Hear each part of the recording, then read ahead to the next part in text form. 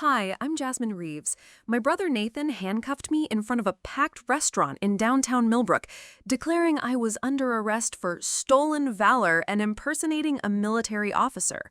When his commanding officer walked through those doors and saw me sitting there in restraints, he went pale, snapped to attention, and said, "General Reeves, ma'am, awaiting your instructions." The silence that followed could have shattered glass, but what happened next, even I wasn't prepared for how deep Nathan's betrayal truly went. Before we jump back in, tell us where you're tuning in from, and if this story touches you, make sure you're subscribed because tomorrow I've saved something extra special for you. I never imagined that Rosetti's Italian Bistro, with its warm lighting and gentle hum of weekend diners, would become the stage for the most humiliating moment of my civilian life.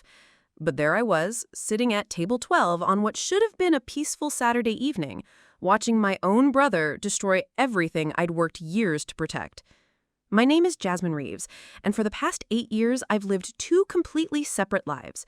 To my family, my neighbors, and everyone in the quiet town of Millbrook, I'm just Jazz, a 34-year-old woman who works remotely in consulting, keeps to herself, and somehow manages to afford a nice house on Maple Street despite never talking much about her job. I drive a modest Honda, shop at the local farmer's market, and blend into the background of small-town life exactly as I intended. What they don't know is that 3 times a year, I disappear for business trips that are actually classified military operations. What they don't know is that the woman who waves hello at the coffee shop and volunteers at the animal shelter on weekends also holds the rank of Brigadier General in the U.S. Army Special Operations Command. What they definitely don't know is that I've spent the better part of a decade leading covert missions that I can never speak about, in places I can never mention, doing work that officially doesn't exist. The military compartmentalization isn't just protocol, it's survival. My civilian identity protects not just me, but everyone around me. My family thinks I'm successful but boring. My neighbors assume I inherited money or got lucky with investments. Nobody questions the quiet woman who pays her bills on time and minds her own business. That's exactly how it needs to be. Except Nathan, my younger brother, had been questioning everything lately. Nathan's always been the golden boy of the Reeves family. High school quarterback, college graduate, now a patrol officer with the Millbrook Police Department. He married his high school sweetheart, Carla, bought a house 2 streets over from our childhood home, and settled into the kind of predictable, respectable life that makes parents beam with pride. He's the son who shows up to every family dinner, remembers birthdays, and posts photos of holiday gatherings on social media. I'm the one who sends expensive gifts but shows up sporadically. The sister who's too busy for work for most family events. The one who deflects personal questions with jokes and changes the subject when conversations get too deep. Over the years, I'd become skilled at being present enough to avoid suspicion, but distant enough to maintain operational security. But Nathan had been starting to notice things, small things that individually meant nothing, but together formed a pattern that apparently bothered him more than I'd realized. Like how I always paid in cash and never seemed concerned about money despite having no visible means of significant income. How I stayed in excellent physical shape but claimed I just liked to work out. How I sometimes used terminology that seemed oddly specific, or how I'd go completely silent when certain news stories came on about military operations overseas. How I received that phone call during his wedding reception and disappeared for 20 minutes, returning with an expression he later described as different. 3 months ago, Nathan had cornered me after our mother's birthday dinner. His questions weren't casual anymore. They were pointed, suspicious, and uncomfortably perceptive. "Jazz, what do you actually do for work?" "I told you. Consulting. Business strategy, organizational development." "For who? What company? You never mention clients, you never complain about bosses, you never talk about projects. It's like you're describing a job that doesn't exist." I deflected, made jokes about confidentiality agreements and boring corporate work, but I could see the doubt in his eyes, the way he studied my face like he was trying to solve a puzzle. 2 weeks ago, things escalated. Nathan had apparently been doing research, making calls, trying to verify details about my supposed consulting career. When that led nowhere, he'd started digging into my financial records, using his law enforcement connections to access information that should have remained private. Last Tuesday, he'd called me, his voice tight with accusation. "I know you're lying, Jasmine. I don't know what you're really doing, but I know it's not consulting, and I'm starting to think it might be something illegal." "Nathan, you're being paranoid. Why would I—" "Because nothing about your life adds up. The money, the secrecy, the way you disappear for weeks at a time. I'm a cop, Jazz. I know what this looks like." The conversation had ended with him hanging up on me, but not before delivering a threat that chilled me to the bone. "I'm going to figure out what you're hiding, and if you're doing something that could hurt this family's reputation, I'll stop you myself." I should have handled it then. Should have made a call, had the situation managed through proper channels. But Nathan was my little brother, the same kid I'd helped with homework, taught to ride a bike, defended from bullies. I couldn't bring myself to destroy his career and possibly his freedom just because he was asking inconvenient questions. That hesitation led me to this moment, sitting in Rosetti's on what was supposed to be a quiet Saturday evening, about to learn just how far Nathan was willing to go to protect what he thought was his family's honor. As I picked at my chicken parmesan, I had no idea that in the next 5 minutes, my brother would walk through those doors with backup, a warrant, and the absolute conviction that he was about to expose me as a fraud. What happened next would change both our lives forever. Preparing and narrating the story took us a lot of time, so if you are enjoying it, subscribe to our channel. It means a lot to us. Now, back to the story. Growing up in Millbrook was like living inside a Norman Rockwell painting. Tree-lined streets, corner diners where everyone knew your name, high school football games that drew the entire town. It's the kind of place where your business becomes everyone's business, where reputations are built over decades and destroyed in whispered conversations over coffee. The Reeves family had always been pillars of this community. Dad worked 30 years at the Millbrook Fire Department before retiring as chief. Mom taught 3rd grade at Riverside Elementary for 28 years, shaping half the town's children with her patient smile and firm expectations. We lived in the white colonial on Maple Street, with the perfect lawn and the American flag that Dad raised every morning at exactly 7 a.m. Nathan and I couldn't have been more different, even as kids. He was the extrovert, the natural leader, the one who organized neighborhood games and convinced everyone to follow his elaborate plans. I was quieter, more observant, the kid who preferred reading military history books to playing dress-up, who built intricate fort systems in our backyard and studied tactical manuals I checked out from the library. When Nathan made quarterback his junior year, the whole town celebrated. When I earned a full ROTC scholarship to West Point, people nodded politely and changed the subject. Military service was respected in Millbrook, but it was also distant, something that happened to other people's children who went off to places with strange names and came back different. I'd always known I was different. While my classmates planned college majors and dreamed about careers, I studied leadership theory and combat strategy. While they worried about prom dates, I was already thinking about how to protect people, how to make impossible decisions under pressure, how to carry responsibility that could mean life or death for the soldiers under my command. My parents were proud but confused. Dad understood duty and service. He'd run toward burning buildings for 30 years. But the military was foreign territory for him. He'd served briefly in the National Guard, but never deployed, never faced combat, never lived in the shadowy world I was stepping into. Nathan was just confused. His little brother was supposed to be normal, supposed to get married, have kids, stay close to home. Instead, I was disappearing into a world he couldn't understand or access, making choices that took me further and further away from everything familiar. The day I left for West Point, Nathan was 17 and angry. Not at me exactly, but at the situation. At the reality that our paths were diverging in ways that might never converge again. "Why can't you just be normal, Jazz?" he asked the night before I left, his voice thick with frustration. "Why does everything have to be so complicated with you?" I hadn't known how to answer then. I still don't. West Point was where I found my people, cadets who understood that some things mattered more than comfort, more than convenience, more than fitting in. The discipline, the precision, the uncompromising standards, it all made sense to me in ways that civilian life never had. I excelled. Not just academically, but in leadership, in strategic thinking, in the kind of split-second decision-making that separates good officers from great ones. My instructors noticed. My classmates looked to me when situations got complicated. By my senior year, I was already being recruited for specialized programs that most officers never even hear about.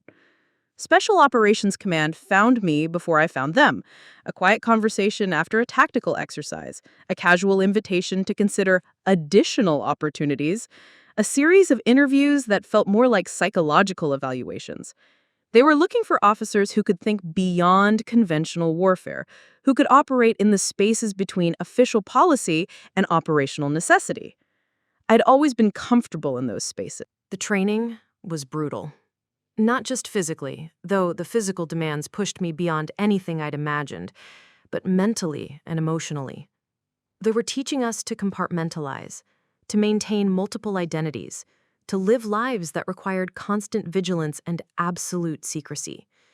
We learned to lie convincingly to the people we loved most, to disappear without explanation, to carry burdens we could never share. Some candidates broke under the pressure. Others decided the cost was too high. I discovered I was built for it. My first deployment was to a place that doesn't officially exist, for a mission that never happened, with teams whose names I still can't speak aloud. We succeeded. People lived who might have died. Threats were neutralized before they could materialize. The kind of work that never makes headlines, because the best operations are the ones no one ever hears about. I came home different. Not broken, not traumatized in the traditional sense, but changed in fundamental ways. The civilian world felt simultaneously too loud and too quiet, too urgent and too trivial. Family dinners where people complained about traffic jams and work drama felt surreal after months of life and death decisions made in the space between heartbeats. Nathan noticed first. He'd always been perceptive, but now he was studying me with the intensity of someone trying to solve a puzzle. Questions about where I'd been, what I'd done, why I seemed so different. Questions I couldn't answer without destroying everything I'd worked for. That's when I learned to perform normalcy, to smile at the right moments, laugh at familiar jokes, show interest in local gossip and family drama that felt impossibly small compared to the responsibilities I carried in my other life. I got good at it. Good enough to fool everyone, except the person who knew me best. Over the years, as my rank increased and my missions became more complex, the performance became more elaborate. The consulting story gave me cover for irregular schedules and unexplained income. The quiet, unremarkable persona I cultivated in Millbrook allowed me to disappear and reappear without attracting attention. Nathan's career in law enforcement made him more dangerous as an observer. He understood investigation techniques, knew how to spot inconsistencies, had access to resources that could potentially uncover details I needed to keep buried. But he was also my brother, the same kid who used to crawl into my bed during thunderstorms, who'd come to me when bullies made fun of his thick glasses, who trusted me to keep him safe. I thought I could manage both truths indefinitely. I thought I could protect my work and protect him at the same time. I was wrong. The signs had been escalating for months. Nathan asking more pointed questions, staying silent during my vague explanations, watching me with the kind of professional scrutiny he usually reserved for suspects. I told myself it was natural curiosity, normal concern for a sister who seemed to live an unconventional life. But Nathan wasn't just curious anymore. He was investigating. And in a town like Millbrook, where everyone knew everyone else's business, that kind of investigation would eventually attract attention I couldn't afford. The irony was perfect and terrible. I'd spent years protecting my family by keeping them ignorant of my real work. Now, that ignorance had turned my own brother into a threat that I wasn't sure how to neutralize without destroying everything I'd worked to protect. As I sat in Rosetti's that Saturday evening, picking at my dinner and trying to look like just another local resident enjoying a quiet meal, I had no idea that Nathan was already in motion, that he'd made calls, gathered what he thought was evidence, convinced himself that exposing me was the right thing to do. I had no idea that in the next few minutes, the two halves of my carefully compartmentalized life were about to collide in the most public, most devastating way possible. The first sign something was wrong came when the restaurant's ambient chatter suddenly dropped to an uncomfortable murmur. I looked up from my chicken parmesan to see heads turning toward the entrance, expressions shifting from curiosity to concern. Through the large windows facing Main Street, I could see the unmistakable red and blue lights of police lights, painting the brick facades of downtown Millbrook in alternating colors. My training kicked in before my conscious mind could process what was happening. Situational awareness, threat assessment, exit strategies, all automatic responses honed through years of operations in hostile territory. But this wasn't some foreign compound or contested border zone. This was Rosetti's, where I'd eaten countless meals, where Mrs. Rosetti always remembered that I preferred my salad dressing on the side. The front door opened with its familiar chime, but instead of another dinner patron, Nathan walked in wearing his full police uniform. His expression was stone-cold professional, the face he wore when making arrests, not the relaxed features of a brother stopping by to say hello. This was Officer Nathan Reeves, and I was clearly his target. He approached my table with deliberate steps, each footfall echoing in the now silent restaurant. Every patron had stopped eating, stopped talking, stopped everything except staring. In a town like Millbrook, police activity in public was rare enough to draw attention. Police activity involving a local resident was front-page news. Jasmine Reeves. Nathan's voice carried the formal authority he'd learned at the police academy, stripped of any familial warmth. I need you to stand up and put your hands where I can see them. The words hit me like a physical blow. Not Jazz, not hey sis, but my full name delivered with the same tone he'd use for any suspect. Around us, I heard sharp intakes of breath, whispered conversations, the scrape of chairs as people turned for better views of the unfolding drama. Nathan, what's going on? I kept my voice level, but inside, my mind was racing through possibilities. Had something compromised my cover? Had one of my operations been exposed? Was this some kind of coordinated takedown? Stand up, now. His hand moved to rest on his service weapon, not threatening exactly, but unmistakably ready. Officer Morrison positioned himself to block my potential path to the rear exit, though his expression suggested he wasn't entirely comfortable with whatever was happening. I stood slowly, hands visible, non-threatening. The restaurant had gone completely silent except for the soft jazz still playing through the sound system, creating a surreal soundtrack for what felt like a nightmare unfolding in slow motion. Jasmine Reeves, you're under arrest for stolen valor and impersonating a military officer.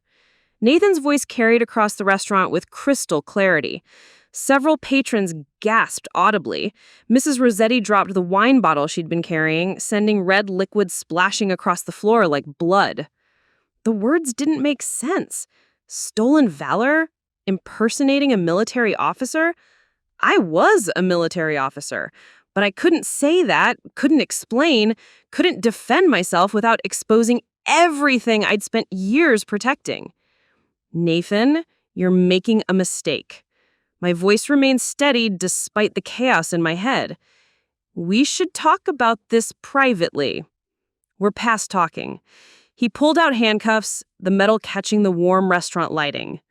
You've been living a lie for years, Jazz, pretending to be something you're not, taking credit for service you never performed, dishonoring real veterans with your fraud. The accusation stung more than I expected. Every deployment, every mission, every life and death decision I made in service to my country, Nathan was dismissing all of it as fiction. He genuinely believed I was a fraud, a civilian playing dress-up with military honors I'd never earned. Turn around and put your hands behind your back. This was the moment I had to make a choice that would change everything. I could resist, could try to explain, could make a phone call that would end this humiliation in minutes. But any of those actions would expose not just me, but potentially ongoing operations, other personnel, classified programs that existed in the shadows for good reason. Or I could submit to this arrest, allow my own brother to humiliate me in front of half of Millbrook, and trust that somehow the situation could be managed without compromising national security. The decision was made before I fully realized I was making it. I turned around and placed my hands behind my back. The cold metal of the handcuffs clicked into place, each sound sharp as a gunshot in the silent restaurant. Nathan's touch was impersonal, professional, devoid of any gentleness he'd shown when bandaging my scraped knees as children. "You have the right to remain silent," he began, reciting the Miranda warning with practiced efficiency. Around us, I could hear the subtle sounds of cell phones being activated, cameras focusing. By tomorrow, this scene would be all over social media, discussed in every coffee shop and beauty salon in town. As Nathan continued the arrest ritual, my mind cataloged the faces watching us.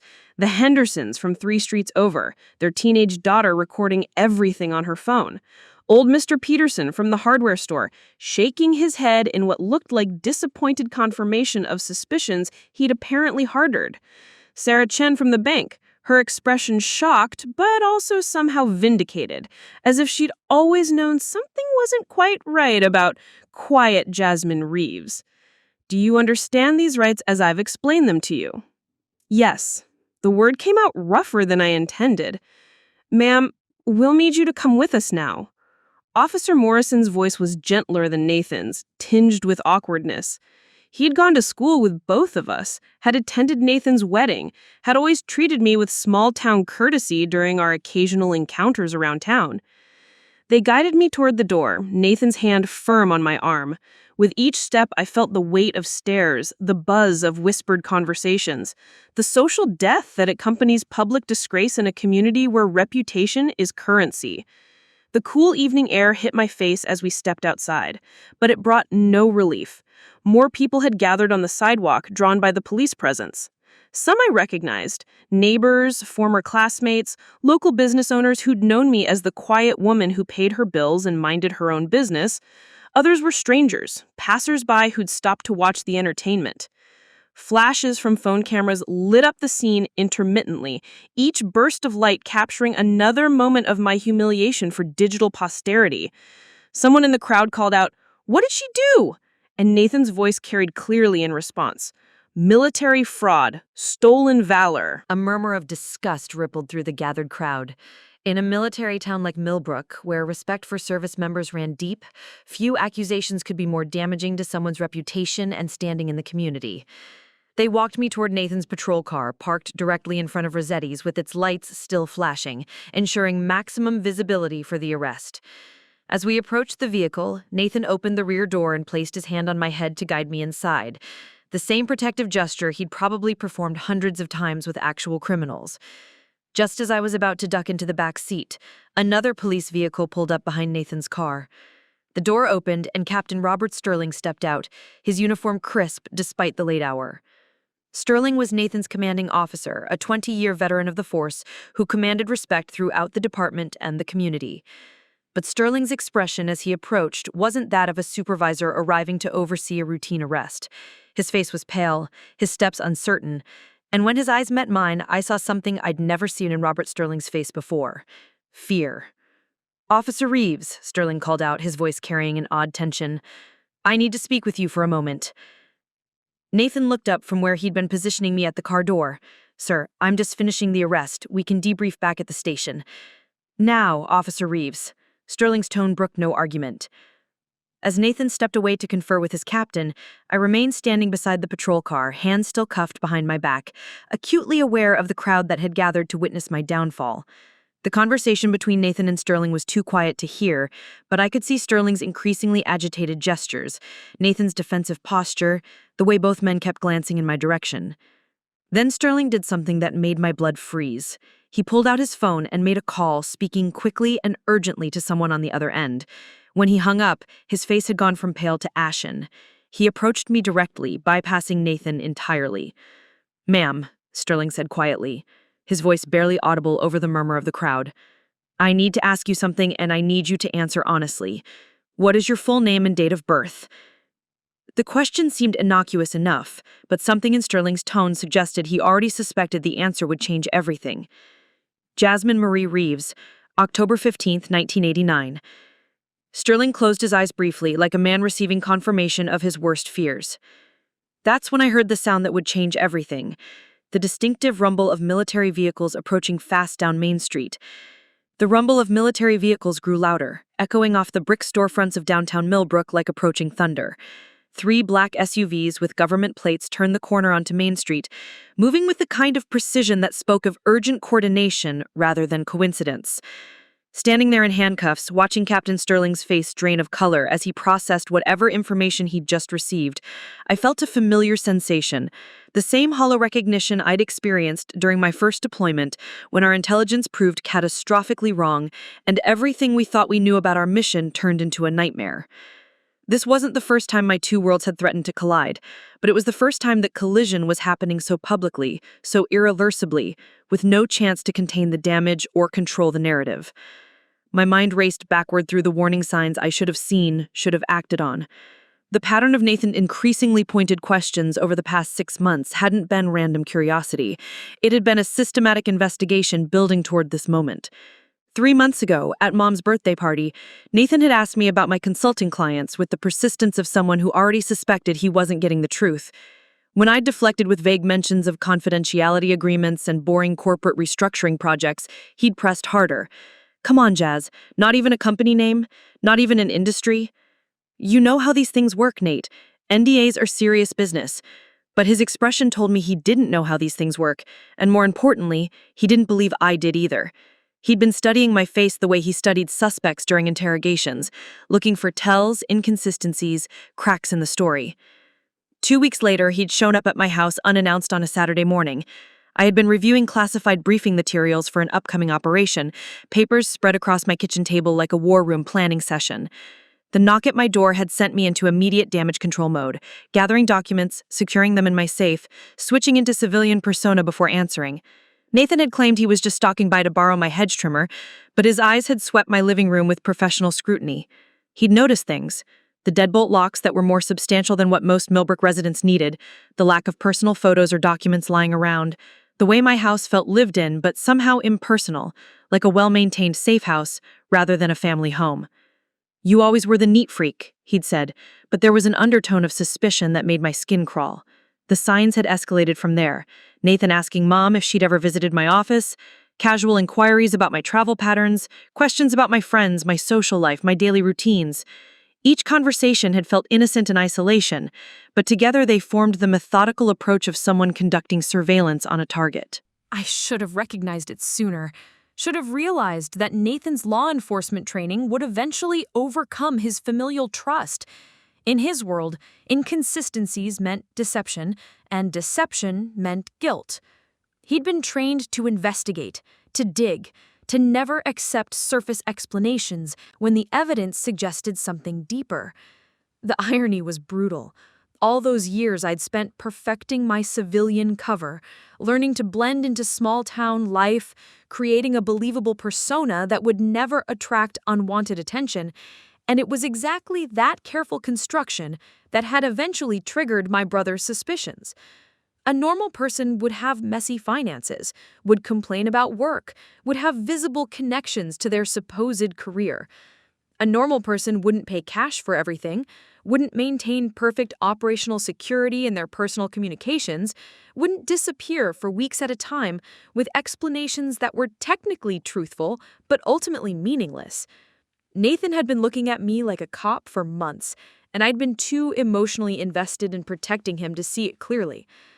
The military vehicles had stopped across the street, but no one was getting out yet. Through their tinted windows, I could see figures moving, communications equipment, the organized chaos that preceded coordinated action. Captain Sterling was on his phone again, his voice urgent but too quiet to overhear. Around us, the crowd of Millbrook residents was growing larger. Word traveled fast in a small town, especially when it involved one of their own being arrested in the most public way possible. I recognized faces from the grocery store, from church services I occasionally attended to maintain my cover, from the bank where I conducted my carefully mundane civilian business. Mrs. Patterson from the flower shop was there, her expression mixing shock with what looked like vindicated suspicion.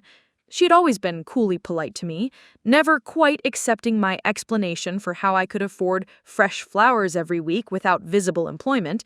Now she was whispering to her companion with the satisfied air of someone whose instincts had been proven correct.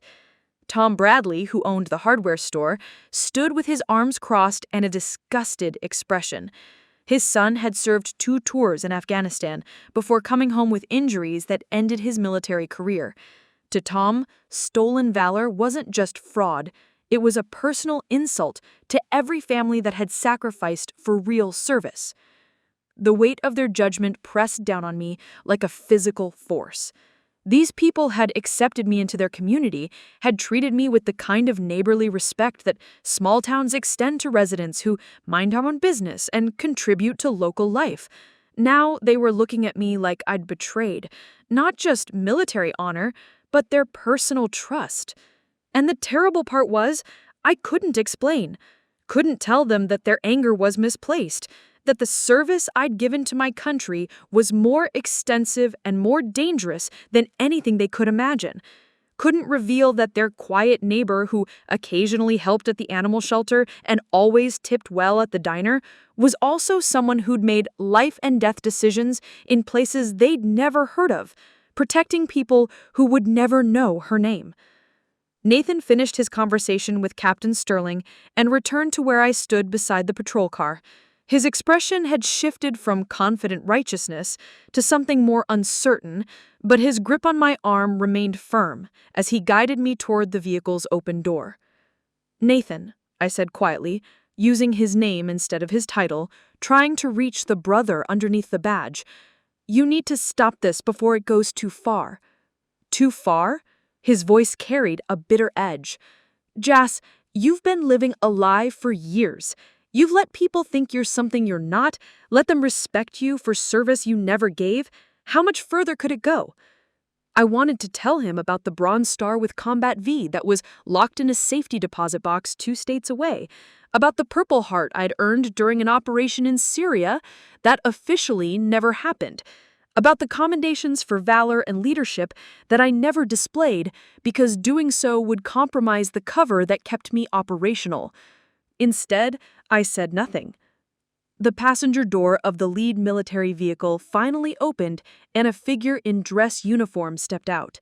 Even from a distance, even with the crowd and the police lights and the surreal nightmare of the situation, I recognized the bearing immediately.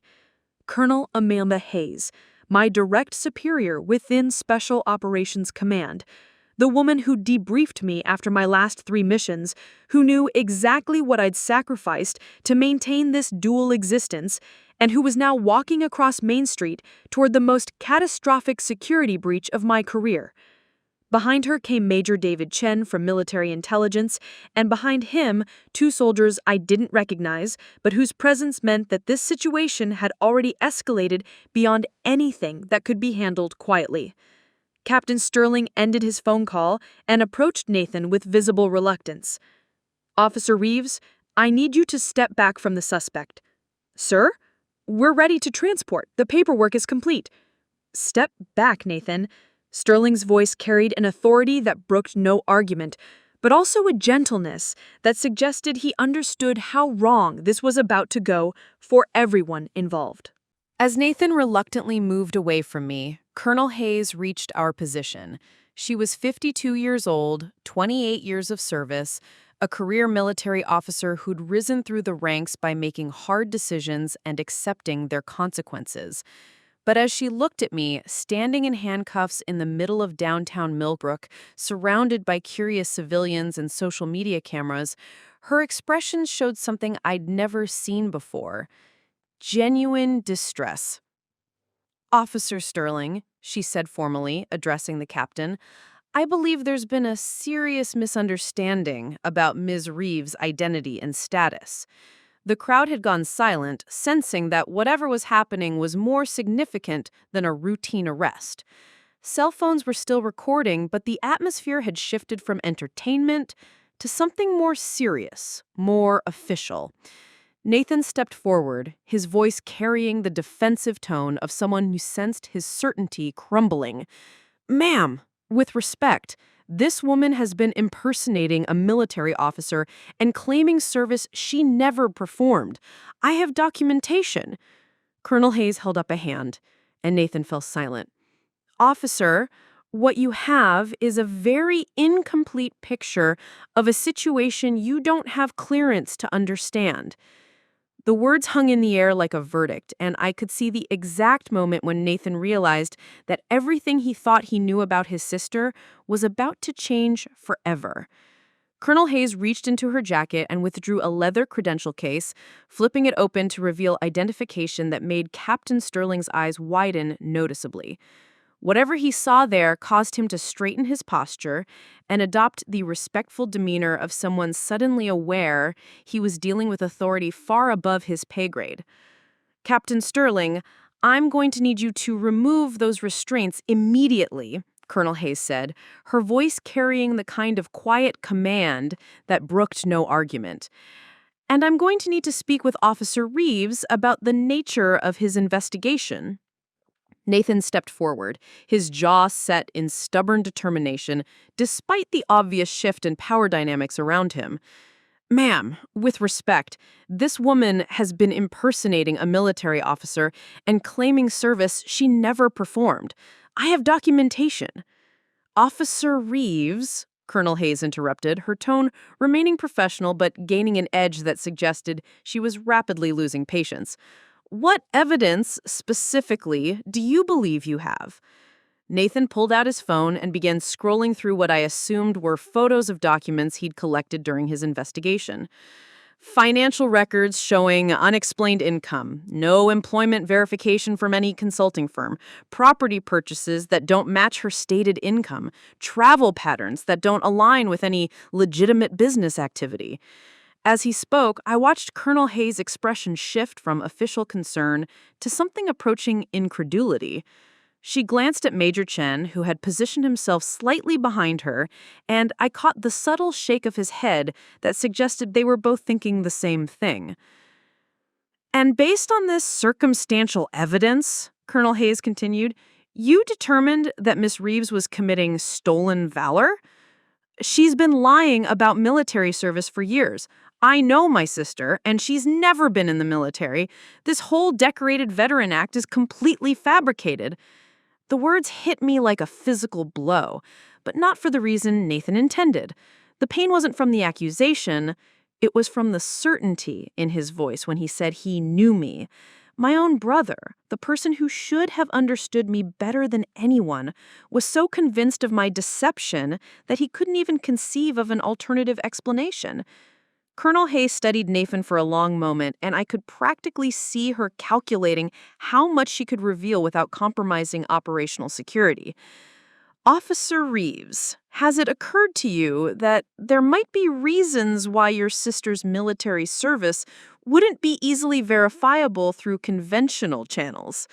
"What's that supposed to mean?" "It means," Major Chen interjected, speaking for the first time, "that some forms of military service require a level of security clearance and operational secrecy that makes them invisible to standard background checks." Nathan's expression shifted from certainty to confusion to something approaching alarm. "Are you saying she's actually—" "I'm saying," Colonel Hayes replied carefully, "that you've arrested someone whose service record is classified at levels that require congressional oversight to access." The crowd around us had gone completely silent. Even the police radio chatter seemed to have stopped, as if the entire world was holding its breath, waiting for the next revelation. I could see people in the gathered crowd processing what they were hearing, their expressions shifting from judgment to confusion to dawning realization. Colonel Sterling approached me with the handcuff keys, his movements careful and apologetic. "Ma'am, I'm sorry for this misunderstanding. If you could just hold still." As the restraints clicked off my wrists, circulation returned to my hands along with a flood of conflicting emotions. Relief at being freed from the immediate humiliation, anger at the situation that had made this necessary, and under it all, a profound sadness that my relationship with Nathan might never recover from this moment. Nathan was staring at me like he was seeing a stranger wearing his sister's face. "Jazz, is this real? Are you actually—" Before I could answer, Colonel Hayes's radio crackled with an encrypted communication that I recognized as urgent. She stepped away from the group to respond, leaving us in an awkward tableau of family drama mixed with national security implications. Major Chen moved closer to me, his voice low and concerned. "General, we need to discuss containment protocols. This situation has already attracted more attention than we can easily manage." The word general seemed to hit Nathan like a physical blow. He actually staggered backward, his face draining of color as the full implications of what he'd done began to sink in. "General," he whispered, the word catching in his throat. "Jaz, are you actually a general?" I looked at my brother, this man I'd protected through years of necessary deception, who just humiliated me in front of our entire community because he couldn't trust that I might have valid reasons for maintaining privacy about my work. The part of me that had always been his big sister wanted to comfort him, to explain, to make this easier for him to understand. But the part of me that had spent years sacrificing personal relationships to protect classified operations was struggling with a different emotion entirely: betrayal. Not the kind of betrayal that comes from enemies or strangers, but the deeper wound that comes from someone who should have trusted you, deciding instead to destroy you. "Nathan," I said quietly, my voice carrying none of the warmth it usually held when I spoke to family. "We'll talk about this later. Right now, I need to handle the security implications of what you've done." His face crumpled slightly at the coldness in my tone. "Jaws, I didn't know. I was trying to protect the family reputation. I thought you were embarrassing us, lying about service, making us look bad. By having me arrested in public, by making sure half the town was here to witness it, by posting it on social media." My voice remained level, but I could feel years of controlled frustration beginning to surface. "Did it occur to you to have a private conversation before destroying my cover and potentially compromising ongoing operations?" Colonel Hayes returned from her radio conversation, her expression grim. "We have a problem. This incident was live-streamed on 3 different social media platforms. Videos are already being shared outside the local community. We have about 6 hours before this becomes a national news story." The full scope of the disaster began to crystallize. My carefully maintained civilian identity destroyed. My operational cover blown beyond repair. My family relationships probably irreparably damaged. And all of it captured on video for the entertainment of strangers who would turn our family crisis into viral content. Major Chen was already coordinating with his team, making calls about damage control and security protocols. I could hear fragments of conversation about media suppression, witness interviews, and containment strategies. "Ma'am," Captain Sterling approached hesitantly, "what do you need from our department? How can we help fix this?" Colonel Hayes looked at him with an expression that suggested the answer was both complicated and potentially impossible. "Captain, we're going to need statements from everyone who witnessed this incident. We'll also need copies of any video or photographic evidence, and we'll need your cooperation in managing the narrative until we can determine the full extent of the security breach." Nathan stood apart from the official conversations, looking lost and increasingly distressed as the reality of his mistake became clearer. Several times he started to approach me, then stopped, apparently recognizing that anything he might say would be inadequate to address what he'd done. Mrs. Patterson from the flower shop had approached one of the military personnel and was speaking in urgent whispers, presumably trying to understand what was happening and what it meant for the community. Other residents were doing the same, seeking answers that no one was authorized to give them. The surreal nature of the situation was overwhelming. 20 minutes ago, I'd been a disgraced fraud being arrested for stolen valor. Now I was apparently someone important enough to warrant the immediate attention of high-ranking military officials and complex security protocols. But the personal cost was becoming clearer with every passing minute. The cover identity I'd spent years building was gone. The relationships I'd maintained in Millbrook were forever changed by what these people had witnessed. And my family, already complicated by years of necessary deception, was now fractured in ways that might never heal. Colonel Hayes approached me again, this time speaking quietly enough that only I could hear. "General, I need to know your preference for how we handle this. We have options, but they all have significant implications for your future operational capability and your personal relationships." I looked around at the crowd of people I'd lived among for years, at my brother who just discovered that everything he thought he knew about me was wrong, and the media attention that would follow this incident wherever it led. For the first time in my military career, I had no idea what the right decision looked like. "Colonel," I said finally, "I think it's time to make some phone calls to people with much higher clearance levels than either of us." As she nodded and began coordinating the next phase of what was rapidly becoming a multi-agency incident, I realized that Nathan's investigation had uncovered something far more significant than stolen valor. He'd accidentally exposed the existence of programs and personnel that were never supposed to be visible to the public. The real question now wasn't whether I could salvage my cover or repair my family relationships. The question was whether this incident would compromise ongoing operations that were vital to national security, and whether the people I'd spent years protecting in the shadows would pay the price for my brother's determination to expose what he thought was a lie. The phone call Colonel Hayes made lasted 17 minutes.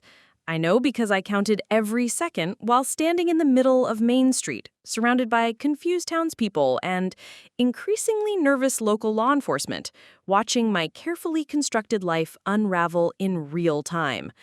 When she finished, her expression told me everything I needed to know about how seriously the Pentagon was taking this security breach.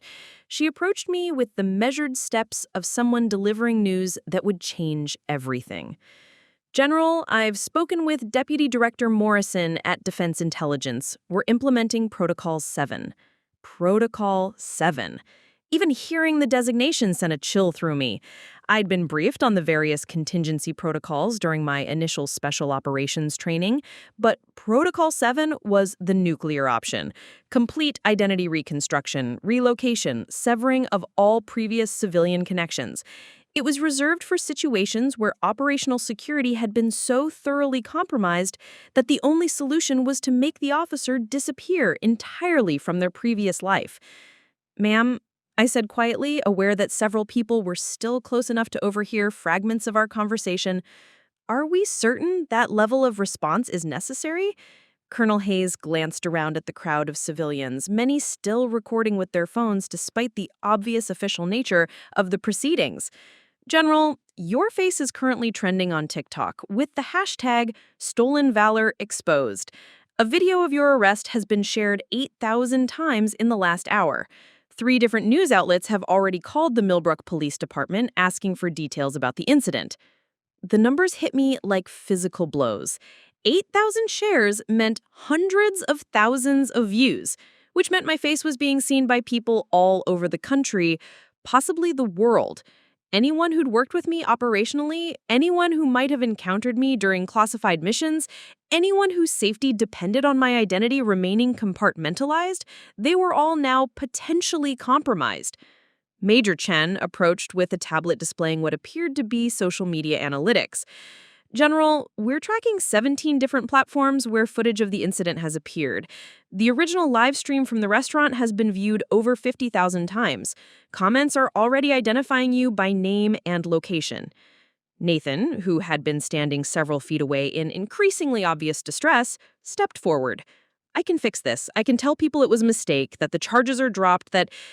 "Officer Reeves, Colonel Hayes interrupted, her voice carrying the kind of finality that ended discussions.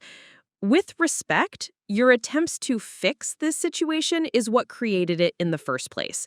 Any further public statements from you would only draw more attention to what needs to be contained. The hurt that flashed across Nathan's face was visible even in the dim streetlight. He looked like a child being told his attempts to help were making things worse, which is essentially what was happening. But the child in this case was a grown man whose good intentions had potentially compromised national security operations. Captain Sterling had been coordinating with his department, and he returned with information that made the situation even more complicated. Colonel, we've had media calls from 3 television stations and 2 newspapers. The Associated Press is sending a stringer to cover what they're calling a small-town stolen valor arrest gone wrong. We've got maybe 2 hours before satellite trucks start arriving. Media attention was the last thing any of us needed. Once news crews arrived, the story would take on a life of its own, regardless of what official statements were made or what security classifications were involved. The narrative would become about the dramatic reversal, the mysterious military officials, the small town where nothing exciting usually happened. Colonel Hayes was already making another call, this time to what sounded like a media relations specialist. I caught fragments about narrative control and information suppression, but the reality was becoming clear. You can't unspin a story once it's already viral. While the official response was being coordinated, I found myself studying the faces of the people I'd lived among for years. Mrs. Patterson from the flower shop was still there, but her expression had shifted from vindicated suspicion to confused concern. She kept looking between me and the military officials like she was trying to solve a puzzle with missing pieces. Tom Bradley from the hardware store had moved closer to where Captain Sterling was coordinating with his officers. I could see him asking questions, trying to understand what was happening to the quiet woman who'd been buying garden supplies and paint from him for years. The teenagers who had been recording everything were now comparing their footage, probably already uploading edited versions with dramatic music and clickbait titles. To them, this was entertainment, a real-life drama playing out for their social media feeds. They had no understanding of the lives and operations their viral content might endanger. Sarah Chen from the bank approached Major Chen, no relation despite the shared name, and I could hear her asking about my accounts, whether there were federal implications for the financial services the bank had provided. Her questions were professional, but underneath I detected the concern of someone worried about regulatory scrutiny. General, Colonel Hayes returned from her call, I need to brief you on the options we're considering. They're all problematic, but some are less catastrophic than others. We moved slightly away from the crowd, though true privacy was impossible with so many people and cameras present. Whatever Colonel Hayes was about to tell me, fragments would probably be captured and analyzed by strangers on the internet. Option 1 is full Protocol 7 implementation. New identity, new location, complete severance from your current life. You'd be relocated within 72 hours, and all traces of Jasmine Reeves would be scrubbed from public records. The thought of disappearing entirely, of never seeing Nathan or my parents again, of abandoning the house on Maple Street and the quiet life I'd built in Millbrook, felt like a kind of death. But I also understood the operational necessity. If my cover was blown beyond repair, if my continued presence in this community posed ongoing security risks, then vanishing might be the only responsible choice. Option 2 is partial reconstruction. We acknowledge that your cover identity has been compromised, but attempt to construct a new narrative that explains your presence in Millbrook without revealing classified details. This would involve some public disclosure of your military service, carefully controlled to minimize operational exposure. What kind of disclosure? Enough to validate that you are indeed a military officer, that the stolen valor accusations were unfounded, but not enough to reveal the specific nature of your work or your actual rank and responsibilities. It was a middle ground that satisfied no one completely, but might preserve some version of the life I'd built while addressing the immediate security concerns. but it would also mean living under constant scrutiny, with every detail of my civilian persona subject to public examination and speculation. Option 3, Colonel Hayes continued, is what we're calling controlled revelation. We use this incident as an opportunity to transition you from covert to overt status, acknowledging your military service publicly, but transferring you to duties that don't require the same level of operational secrecy. You're talking about ending my special operations career? I'm talking about preserving your relationship with your family and your community while finding new ways to utilize your skills and experience. The choice felt impossible. 20 years of military service, 10 years of specialized operations, a decade of missions that had protected countless lives, all of it potentially ending because my brother couldn't trust that I might have legitimate reasons for maintaining privacy about my work. Nathan had moved closer again, clearly trying to hear what options were being discussed. His face showed a mixture of guilt, confusion, and desperate hope that somehow this situation could be resolved without permanent damage to our relationship. "How long do I have to decide?" I asked. "Realistically, about 4 hours before the decision gets made for us by external factors. Once major media attention arrives, our options become much more limited." Major Chen approached with updated analytics from the social media monitoring. "General, we're now tracking the story on 47 platforms. Someone has created a Wikipedia page about the incident, and 3 different fact-checking organizations are investigating the claims. A retired Air Force colonel in Texas has posted a video defending stolen valor prosecutions, and a Marine veteran in California has responded defending the right to privacy about classified service." The story was developing its own momentum, spinning beyond anyone's control into a national conversation about military service, privacy, family loyalty, and the nature of classified operations. Within hours, I would become a case study, a symbol, a talking point in debates I'd never intended to join. Looking at Nathan, standing there with the weight of his mistake crushing down on him, I realized that whatever decision I made about my future would also determine his. If I disappeared under Protocol 7, he'd spend the rest of his life wondering what had really happened to his sister. If I chose partial disclosure, he'd have to live with the knowledge that his investigation had destroyed my career. If I went fully public, he'd forever be known as the cop who arrested his own sister based on incomplete information. The irony was perfect and terrible. I'd spent years protecting Nathan by keeping him ignorant of my real work. Now that ignorance had created a situation where protecting him might be impossible, and protecting my mission might require sacrificing everything I had worked to preserve. Colonel Hayes was waiting for my response, but the truth was, I didn't know which choice would cause less damage to the people in operations I'd sworn to protect. All I knew was that in 4 hours, the decision would be made for me, and whatever remained of Jasmine Reeves' quiet life in Millbrook would be changed forever. The first news van arrived at 9:47 p.m., followed by 2 more within the next 20 minutes.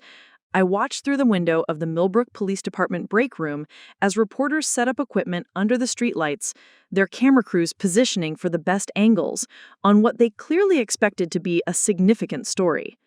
Captain Sterling had moved our discussion inside the station to provide some privacy, but the damage was already spreading beyond our ability to contain it.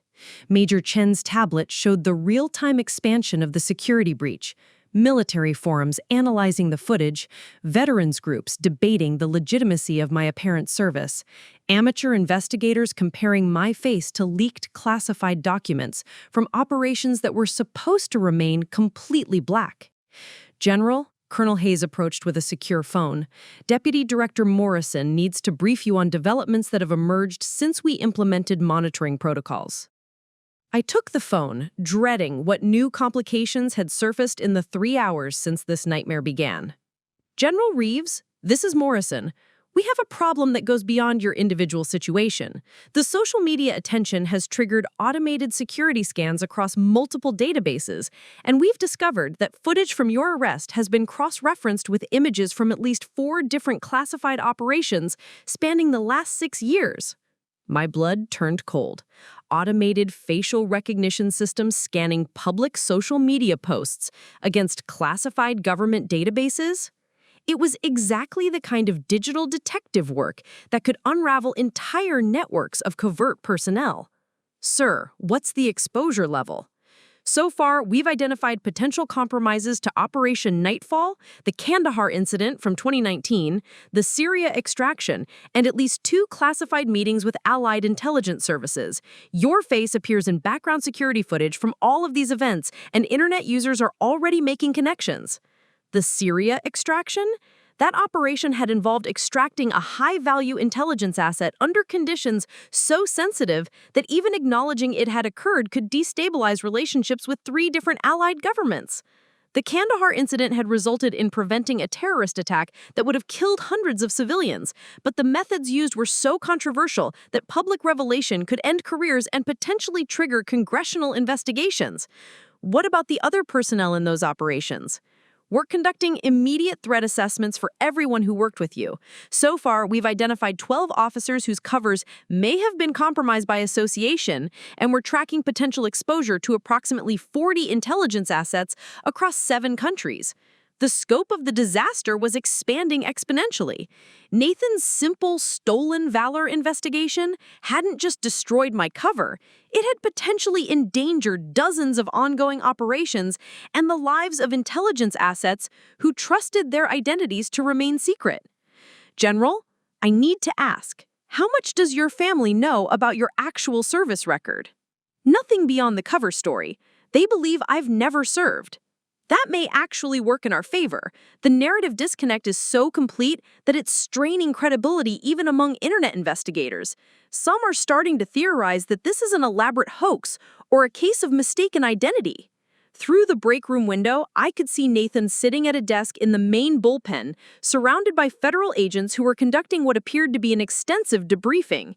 His face showed the strain of someone realizing that his attempt to protect his family's reputation had created consequences beyond anything he could have imagined. Colonel Hayes returned from coordinating with the media response team, her expression grim. General, we've got another complication. 3 different veterans advocacy groups have issued statements about your case. 2 are defending your right to privacy about classified service, but the 3rd is demanding full disclosure of your service record to prove the stolen valor charges were unfounded. Let me guess, American Patriots for Truth? You know them?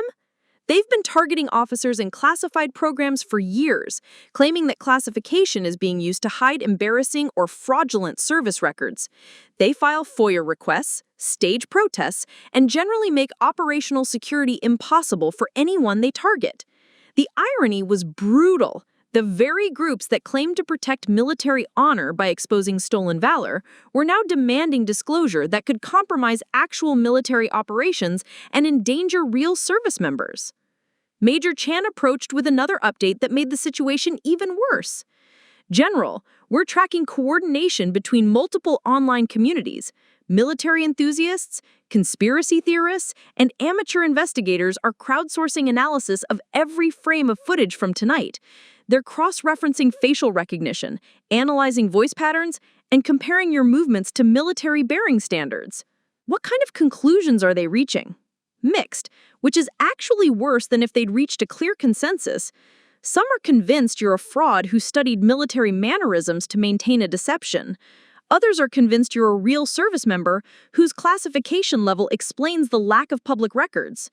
The phone rang again, and Colonel Hayes answered with the efficiency of someone managing a crisis that was spiraling beyond any single person's ability to control. After a brief conversation, she turned back to me with news that represented a new category of problem entirely. General, that was the State Department. 3 foreign intelligence services have made informal inquiries about tonight's incident. They're asking whether classified programs have been compromised and whether any of their nationals working with U.S. intelligence are at risk. Foreign intelligence services asking questions meant the story had reached international attention. It meant that allies who trusted the United States to maintain operational security were now questioning whether their cooperation had exposed their own assets to danger. Which services? Britain, Canada, and Israel.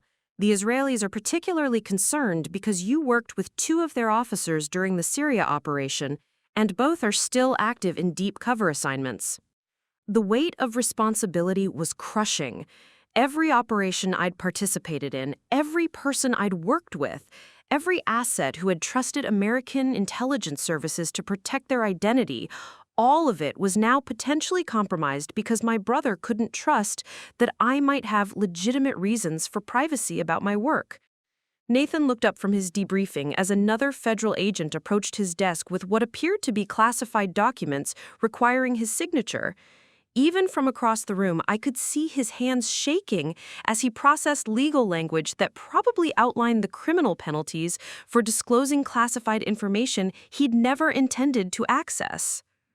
Captain Sterling approached with information from his coordination with local media. "Ma'am, I've got reporters asking about your family, your neighbors, your employment history. They're going door to door on Maple Street interviewing anyone who'll talk about you. Your neighbor, Mrs. Henderson, apparently gave a 15-minute interview about how you always kept to yourself and seemed to have too much money for someone without a visible job.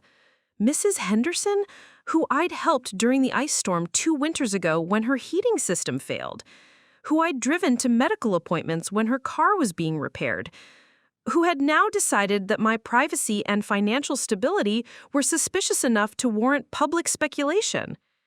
They're also asking about your parents. Your mother apparently declined to comment, but someone got footage of her looking upset when reporters approached her house. My parents. In all of this chaos, I hadn't considered how the media attention would affect them. They were in their 70s, living quietly in the same house where they'd raised Nathan and me, completely unprepared to deal with reporters camping on their lawn asking about their daughter's secret military career. The secure phone rang again, and this time the conversation lasted only 30 seconds. When Colonel Hayes hung up, her expression was that of someone who had just received the worst possible news.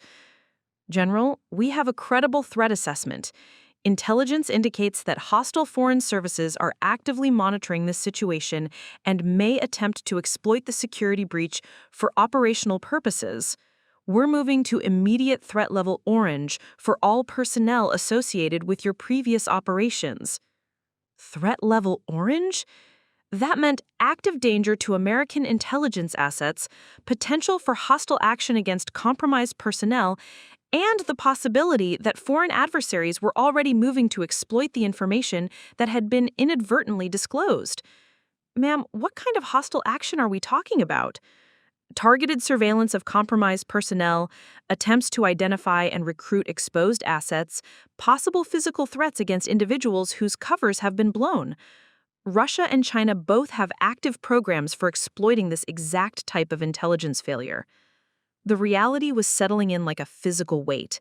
Nathan's investigation hadn't just embarrassed me or complicated my career, it had potentially created opportunities for foreign adversaries to target American intelligence officers and the assets they worked with around the world. I looked through the window at my brother, still being debriefed by federal agents, still processing the magnitude of what his determination to expose my supposed lies had actually accomplished. In trying to protect our family's reputation, he had potentially endangered the lives of dozens of people whose safety depended on secrets he'd been determined to uncover. Colonel Hayes was coordinating multiple phone conversations now, managing what had clearly become a multi-agency crisis response. Every few minutes, she would glance in my direction with an expression that suggested the decisions being made about my future were increasingly out of my hands. The choice between Protocol 7, partial reconstruction, or controlled revelation was starting to look academic. The security breach had expanded so far beyond my individual situation that whatever happened to Jasmine Reeves was now just one variable in a much larger calculation about national security implications in international intelligence relationships.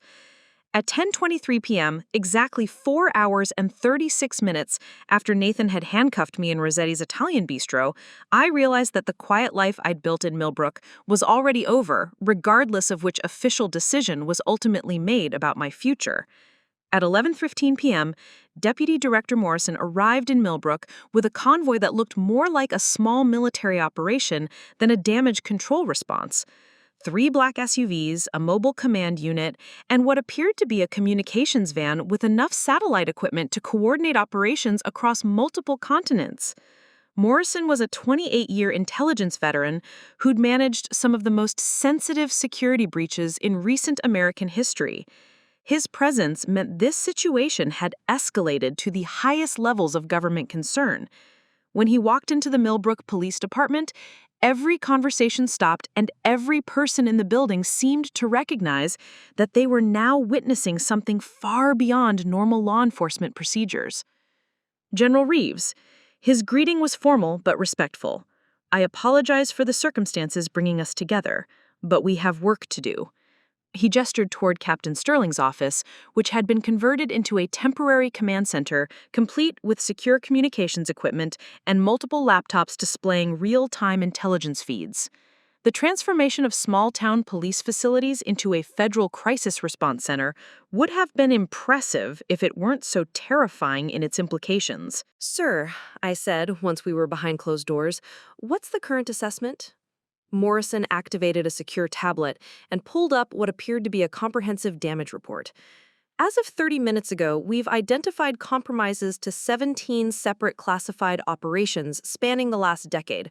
43 intelligence personnel have been moved to protective status, and we're conducting emergency extractions for 11 foreign assets whose safety may be at risk.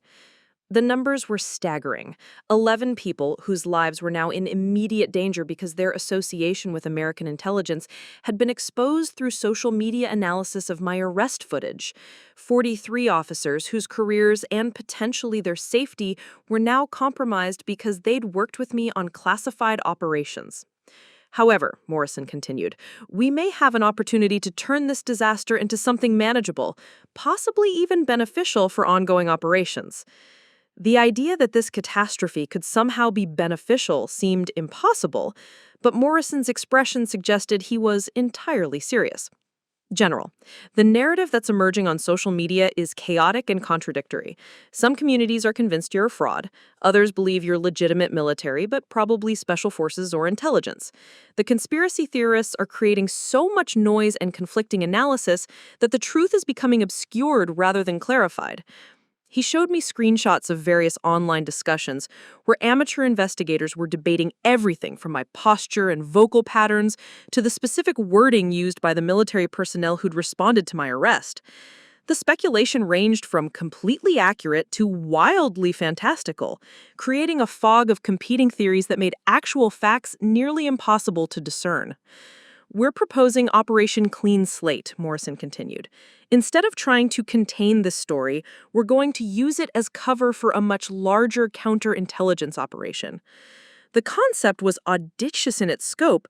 Rather than treating my exposure as a security failure to be minimized, they wanted to use the attention and speculation as camouflage for identifying and neutralizing foreign intelligence operations that were targeting American personnel. How?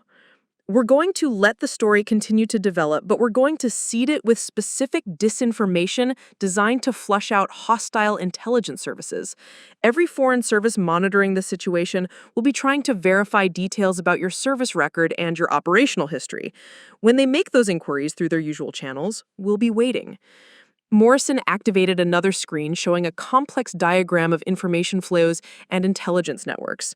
We've already identified 3 separate foreign attempts to gather information about your background: Russian SVR, Chinese MSS, and what appears to be an Iranian operation run through academic channels. All of them are trying to exploit the security breach to gather intelligence about American special operations capabilities. The idea of using my personal catastrophe as bait in a counterintelligence operation was both brilliant and deeply unsettling. My arrest, my family crisis, my destroyed cover identity, all of it would continue to play out in public while serving as a trap for foreign intelligence services. What about my family? What about Nathan? That's where this gets complicated, Morrison admitted. Your brother's role in this incident makes him both a security risk and a potential asset. His genuine ignorance of your service record actually strengthens the credibility of the operation, but his continued presence in the narrative creates ongoing complications. Through the office window, I could see Nathan still being debriefed by federal agents. His face showed the exhaustion of someone who'd been processing shocking revelations for hours, while simultaneously being interrogated about his investigative methods and his access to information that had enabled him to uncover details about my cover identity. We're offering Officer Reeves a choice. He can cooperate fully with Operation Clean Slate, which would involve continuing to maintain his original stolen valor allegations while privately working with us to manage the information flow. Or he can be removed from the situation entirely through protective custody and non-disclosure agreements that would effectively end his law enforcement career. The choice was brutal but practical.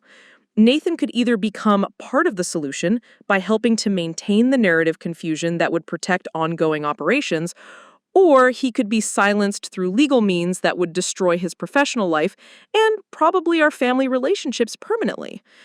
There's also the question of your parents and your community connections. Millbrook has become the center of national media attention. We need to manage that attention in ways that serve our operational objectives rather than undermining them. Colonel Hayes entered with an update that complicated the situation further. Deputy Director, we've got congressional interest. Senator Patricia Williams from the Intelligence Committee is demanding a briefing about tonight's events. Representative Michael Torres from Armed Services is asking whether this incident represents a failure of security protocols for classified personnel. Congressional oversight meant political implications beyond the immediate intelligence concerns. Politicians who wanted to demonstrate their commitment to military accountability and government transparency, potentially creating pressure for disclosures that would undermine the very operations we were trying to protect. How much time do we have before political pressure forces more transparency than we can afford? 48 hours, maybe 72 if we're lucky. After that, congressional hearings become inevitable, and hearings mean public testimony that could expose details we need to keep classified. Major Chen approached with intelligence updates that showed how quickly the situation was evolving. Sir, we're tracking increased chatter from 5 different foreign intelligence services, all apparently trying to verify information about General Reeves' service record. The Russians have activated at least 3 different information-gathering networks, and the Chinese have made inquiries through 2 separate academic institutions. The foreign intelligence response confirmed that Morrison's assessment was correct. This incident had created opportunities to identify and potentially neutralize hostile intelligence operations that had been previously unknown or undetectable. General, Morrison turned back to me. I need your decision about Operation Clean Slate. Are you willing to allow your personal situation to continue playing out publicly as cover for a counterintelligence operation that could protect ongoing missions and expose foreign intelligence networks?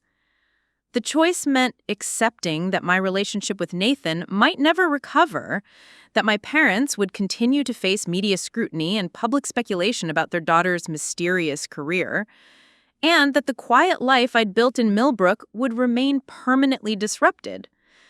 But it also meant that the security breach Nathan had accidentally created could be turned into a tool for protecting other intelligence officers and ongoing operations that were vital to national security. What guarantees do I have that this operation won't create even more security risks? I asked. None, Morrison answered honestly. This is a calculated gamble based on intelligence assessment and strategic necessity. We believe the potential benefits outweigh the risks, but we can't guarantee the outcome. Through the window, I watched Nathan signing what appeared to be another classified document, his expression showing the strain of someone whose simple attempt to expose his sister's supposed lies had evolved into something he never could have anticipated. Captain Sterling approached with information from his officers who are managing the media presence outside. Sir, we've got reporters from CNN, Fox News, and MSNBC setting up for extended coverage. The mayor is asking what he should tell them about the situation, and the town council is demanding to know whether there are ongoing security risks to the community. The political and media pressures were intensifying by the hour.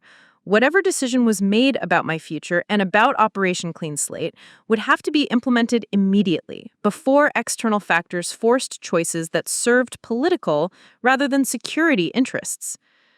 Morrison was waiting for my answer, but the truth was that I understood the choice wasn't really mine to make.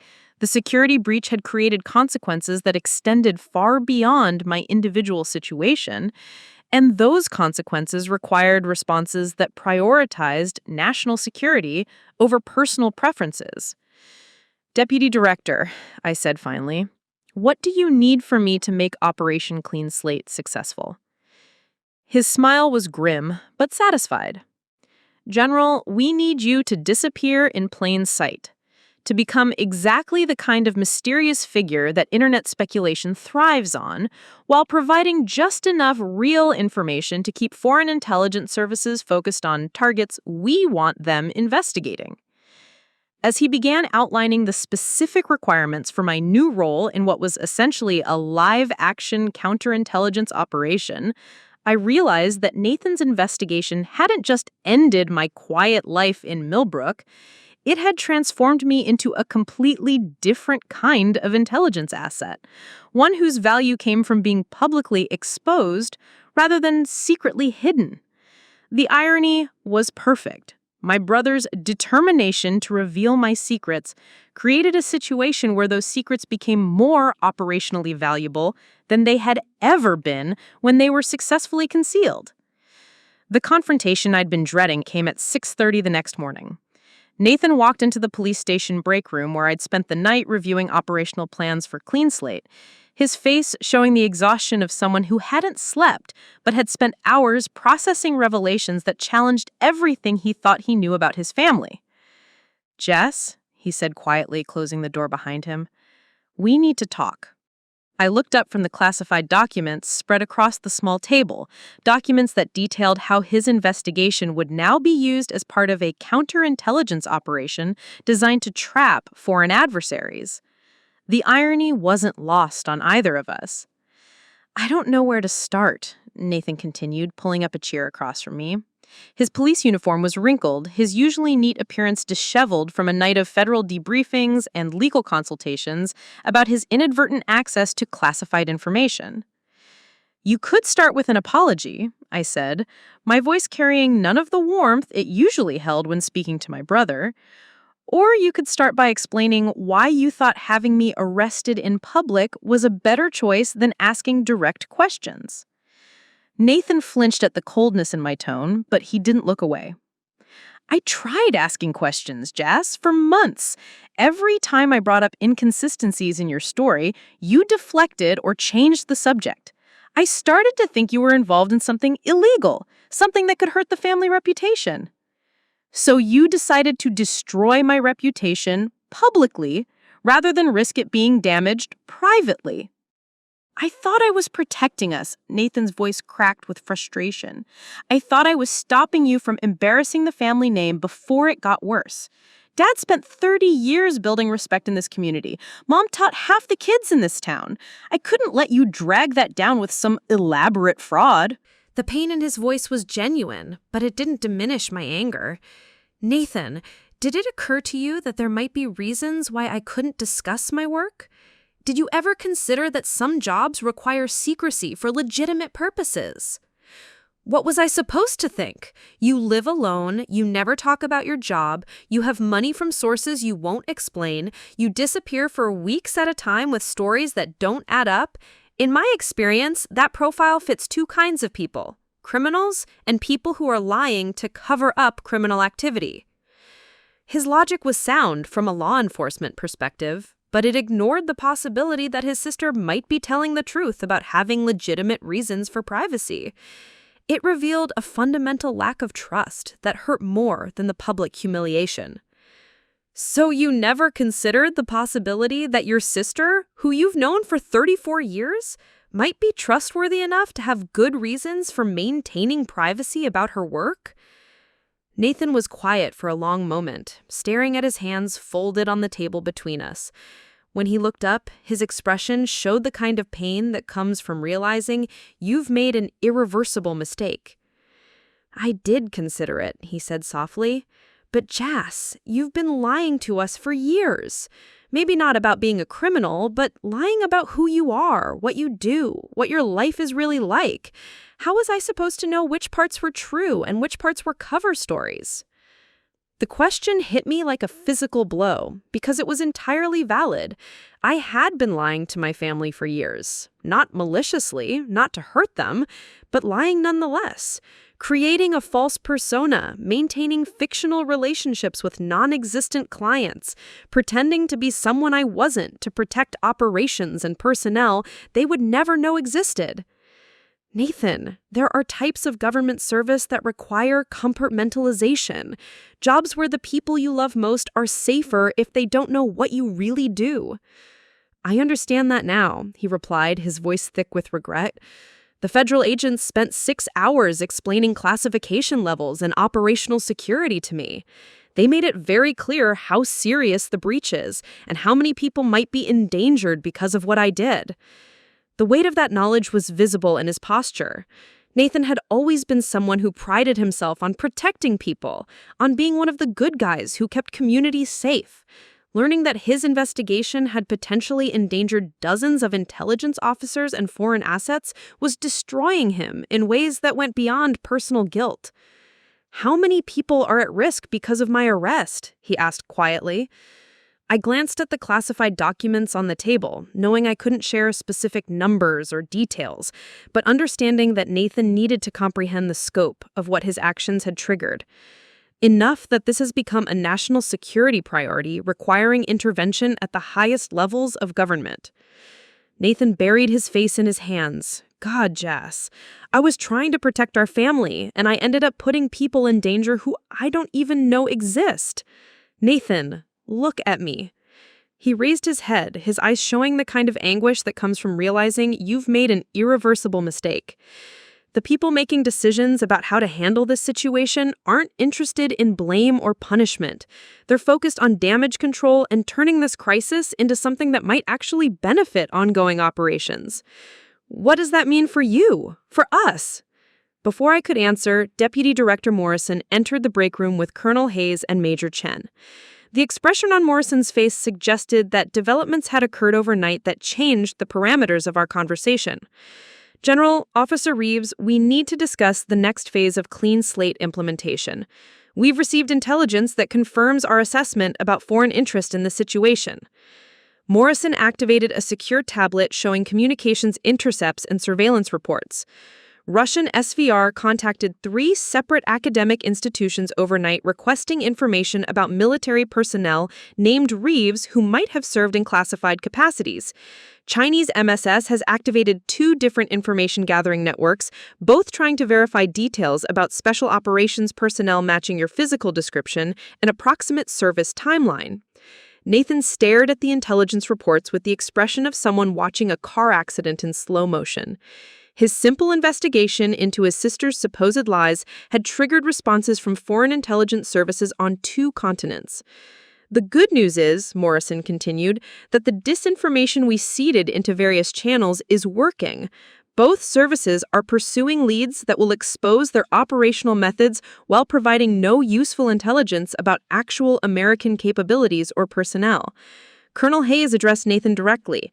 "Officer Reeves, your role in the next phase is crucial. We need you to continue maintaining your original position about the stolen valor allegations while privately cooperating with our efforts to manage the information flow. You want me to keep publicly claiming that my sister is a fraud?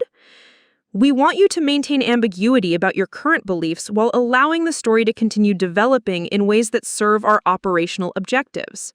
What if I refuse?" Morrison's expression remained professional but firm. "Officer Reeves, you've been exposed to classified information about ongoing operations. Whether you choose to cooperate or not, you're now subject to security protocols and legal restrictions that will significantly impact your future options." The implication was clear. Nathan could cooperate and maintain some control over his role in the situation, or he could be removed from the situation entirely through legal means that would end his law enforcement career and possibly his freedom if he violated security requirements. "Nathan," I said quietly, "they're offering you a chance to help fix what happened, to be part of the solution rather than just someone who needs to be managed as a security risk." He looked between me and the federal officials, his expression showing the weight of a decision that would determine not just his professional future, but also whether our family relationship could survive this crisis. "If I cooperate, what happens to us, to our relationship?" Morrison answered before I could respond. "That depends on how successfully this operation proceeds, and whether we can mitigate the security damage that's already been done. Family relationships are secondary to national security concerns, but they're not irrelevant to operational success."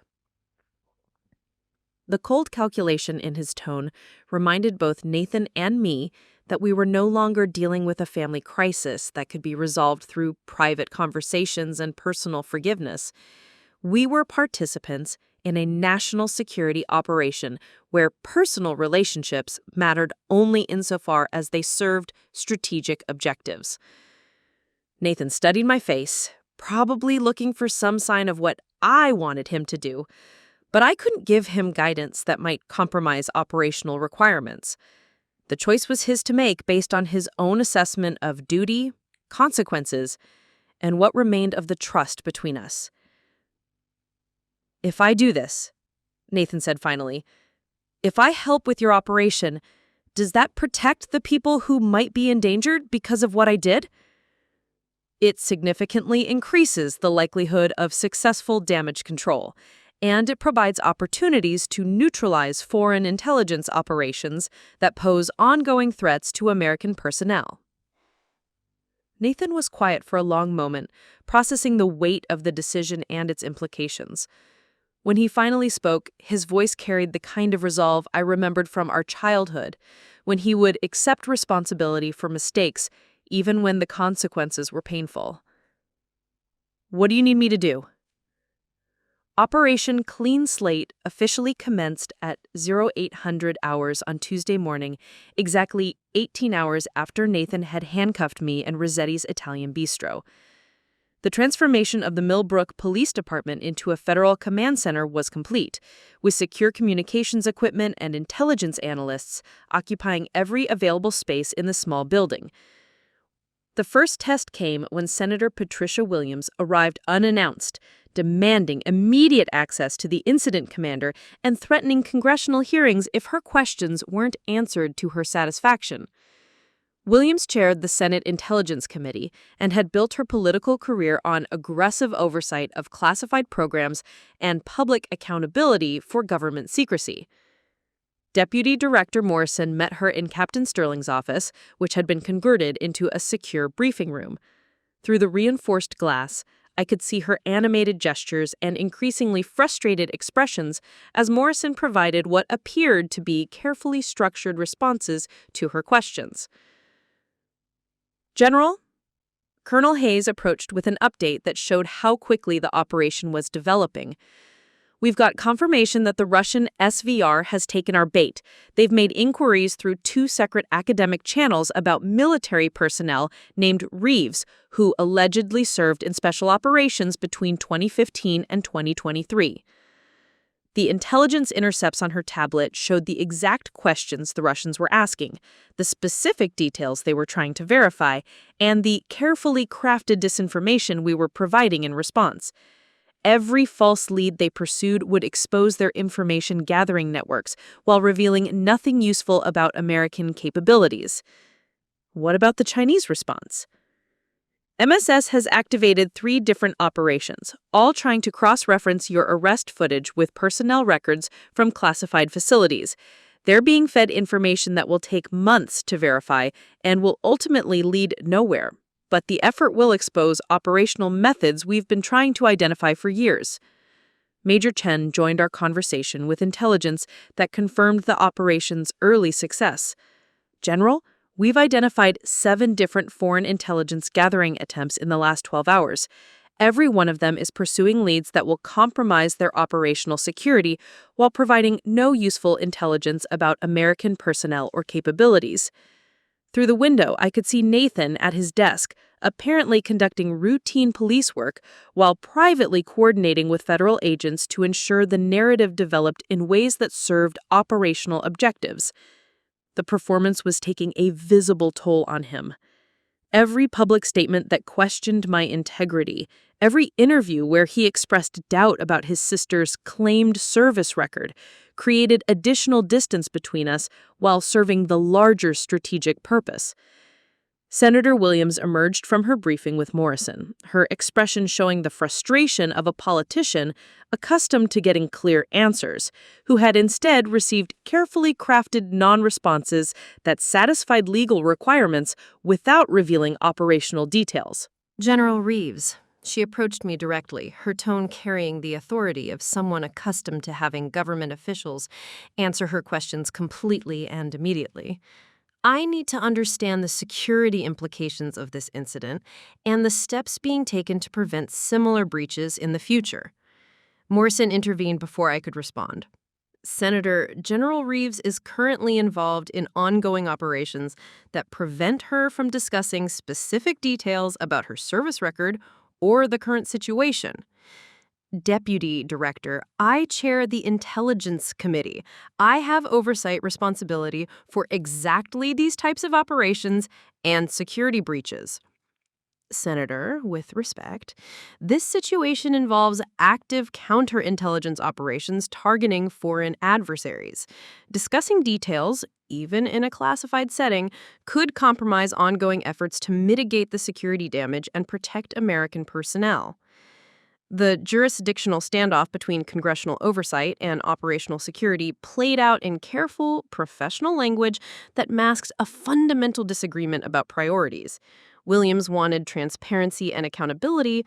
Morrison needed secrecy and operational flexibility. Senator, I interjected, recognizing an opportunity to serve both interests.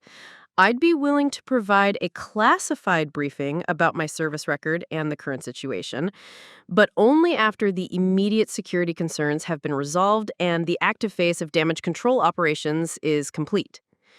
Williams studied my face, clearly evaluating whether the offer represented genuine cooperation or sophisticated deflection.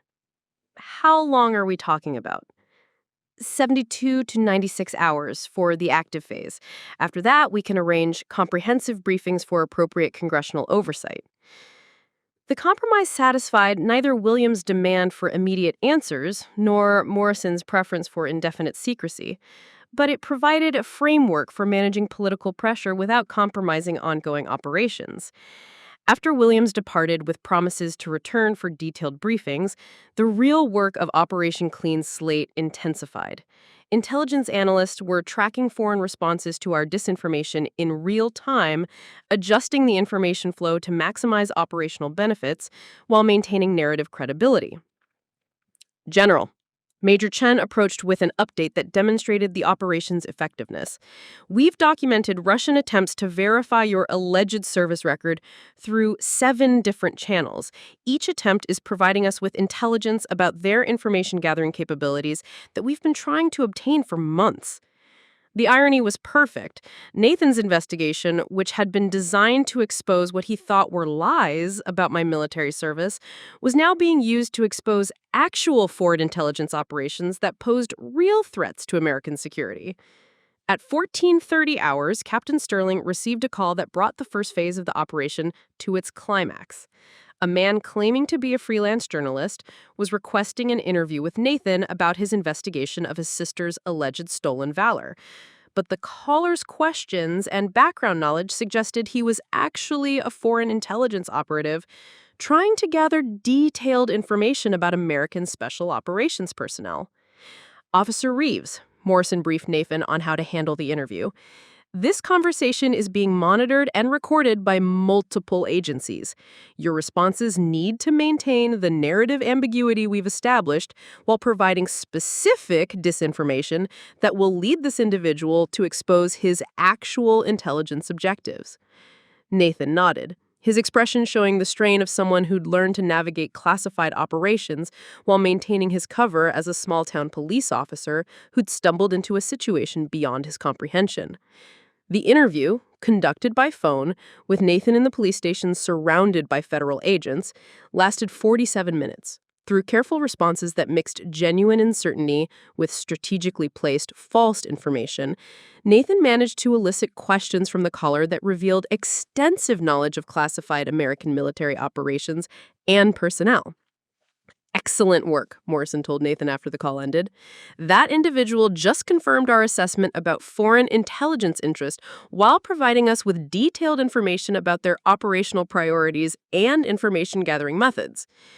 For the first time since this crisis began, Nathan looked like someone who had contributed to solving the problem he had accidentally created, rather than someone that's simply being managed as a security risk. The culmination came at 1800 hours when intelligence analysis confirmed that Operation Clean Slate had achieved its primary objectives. Foreign intelligence services pursuing information about my background had been successfully misdirected into investigations that exposed their operational methods while providing no useful intelligence about American capabilities or personnel. General, Colonel Hayes announced, we've successfully identified and compromised 3 separate foreign intelligence networks, neutralized 7 different information gathering operations, and collected actionable intelligence about hostile capabilities that will benefit American security interests for years to come. The transformation was complete. Nathan's investigation, which had been designed to expose what he thought were lies about my military service, was now being used to expose actual foreign intelligence operations that posed real threats to American security. Deputy Director Morrison addressed both Nathan and me in Captain Sterling's office, his expression showing the satisfaction of someone whose strategic gamble had succeeded beyond expectations. Officer Reeves, your cooperation and performance over the last 36 hours have contributed significantly to protecting American intelligence personnel and neutralizing foreign threats. The department recognizes your service to national security interests. Nathan's response was quiet but firm. Sir, I'm grateful that something positive came from my mistake, but I understand the damage I caused and the people who were endangered because of my investigation. Officer Reeves, intelligence work often involves turning mistakes into advantages and using unexpected developments to create operational opportunities. Your investigation created a crisis, but your cooperation helped transform that crisis into a strategic success. Morrison turned to me with news that would determine my future role and relationship with the community I'd called home for years. General, based on the success of Clean Slate, we're recommending a new assignment that would allow you to maintain residence in Millbrook while serving in an overt rather than covert capacity. The offer meant staying in the town where I'd been publicly arrested and humiliated, but also staying near family and maintaining connections to the life I'd built during my years of necessary deception. What kind of assignment? Regional Coordinator for Special Operations Personnel transitioning from covert to overt status. You'd be helping other officers navigate similar situations while serving as a visible example of successful integration between classified service and civilian community relationships. The position would transform me from someone whose value came from invisibility into someone whose value came from being a public example of how classified service and civilian life could coexist transparently. Looking at Nathan, whose cooperation had been essential to the operation's success, I realized that our relationship had been fundamentally changed by the events of the last 2 days.